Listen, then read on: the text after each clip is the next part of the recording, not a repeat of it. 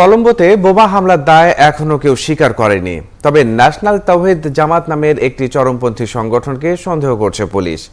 এ পর্যন্ত 7 সন্দেহভাজনকে আটক করা হয়েছে।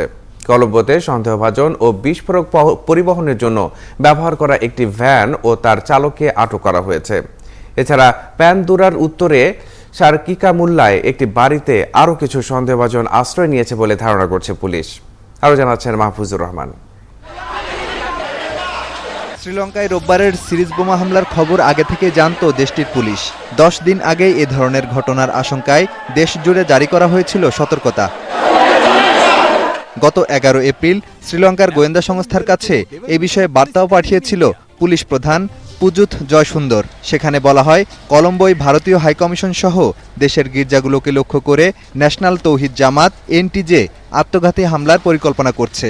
ন্যাশনাল তৌহিদ জামাত শ্রীলঙ্কার একটি চরমপন্থী গোষ্ঠী।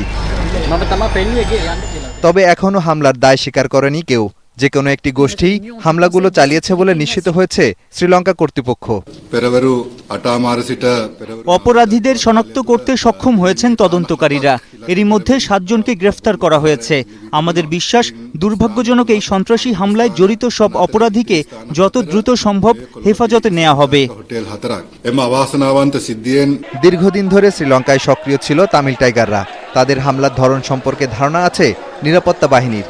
তাই এই হামলার ধরন দেখে এটি আইএস ঘরানার বলে মনে করছে শ্রীলঙ্কার গোয়েন্দারা। এই পরিস্থিতিতে সতর্ক হয়ে উঠেছে পাশের দেশ ভারতও। তৎপর হয়ে ওঠে দেশটির গোয়েন্দা সংস্থাও। ভারতের হায়দ্রাবাদ ও কেরালায় ঘাঁটি গেড়েছে আইএসের একটি দল। তবে তারাই এই আত্মঘাতী হামলায় জড়িত কিনা তা এখন খতিয়ে দেখা হচ্ছে।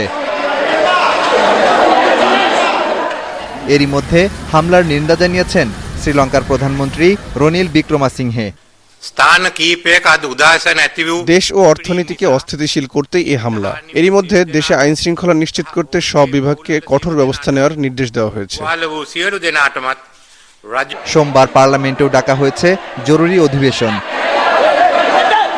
মাহফুজুর রহমান, ৭১।